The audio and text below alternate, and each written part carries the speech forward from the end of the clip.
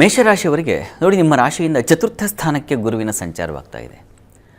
ಬಂಧವೋ ಮಾತೃ ಸುಹೃತ್ ಪರಿಚ್ಛದ ಸ್ತ್ರೀ ಸೌಖ್ಯ ಧಾನ್ಯಾನ್ವಿತ ಅಂತ ಹೇಳಿದೆ. ಚತುರ್ಥದಲ್ಲಿ ಗುರು ಸಂಚರಿಸ್ತಾ ಇದ್ದರೆ ಕರ್ಕಟಕ ರಾಶಿಯಲ್ಲಿ ಅದು ಕೂಡ ಉಚ್ಚ ಸ್ಥಾನ, ಕೇಂದ್ರ ಸ್ಥಾನ, ಬಂಧುಗಳ ಸೌಖ್ಯ ಏರ್ಪಾಡಾಗುತ್ತೆ.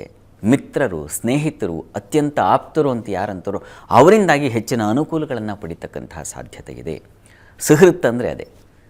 ಆಮೇಲೆ ಮಾತೃ ಸೌಖ್ಯ, ತಾಯಿಯ ಒಂದು ಬಾಂಧವ್ಯಗಳು. ಇಷ್ಟು ದಿವಸ ಏನೋ ತಾಯಿ ಮಕ್ಕಳು ಜಗಳ, ಕಿತ್ತಾಟ, ಕಲಹ ಕಂಡ್ರೆ ಆಗ್ತಾ ಇರಲಿಲ್ಲ ಅಂದರೆ ಈಗ ಹಾಗಿಲ್ಲ. ತಾಯಿ ಮೇಲೆ ಒಂದು ಗೌರವ ಬರುತ್ತೆ.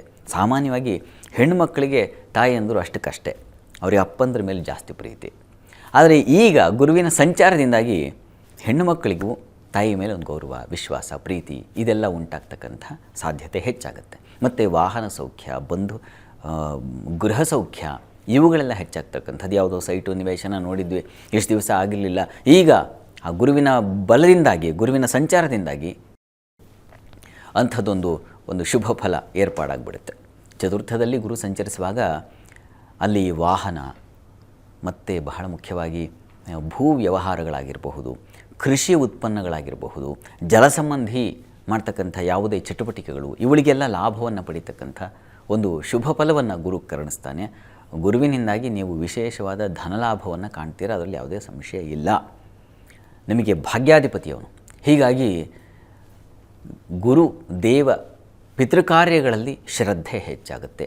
ದೇವತಾ ಕಾರ್ಯಗಳಲ್ಲಿ ನಿಮ್ಮನ್ನು ನೀವು ತೊಡಗಿಸ್ಕೊಳ್ತೀರ. ದೇವರ ಅನುಗ್ರಹ ಉಂಟಾಗ್ತಕ್ಕಂತಹ ಸಾಧ್ಯತೆ, ಕ್ಷೇತ್ರ ದರ್ಶನ ಆಗ್ತಕ್ಕಂತಹ ಸಾಧ್ಯತೆ ಇವುಗಳನ್ನೆಲ್ಲ ಕಾಣಲಿಕ್ಕೆ ಅವಕಾಶ ಇದೆ. ಹೀಗಾಗಿ ನಿಮ್ಮ ಪಾಲಿಗೆ ಗುರುಬಲ ಇಲ್ಲ. 4ನೇ ಮನೆಯಲ್ಲಿ ಗುರುವಿಗೆ ಬಲ, ಗುರುಬಲ ಅಂತ ಹೇಳಲ್ಲ, ಆದರೆ ಗುರುವಿನ ಅನುಗ್ರಹ ಖಂಡಿತ ಇದೆ ನಿಮಗೆ.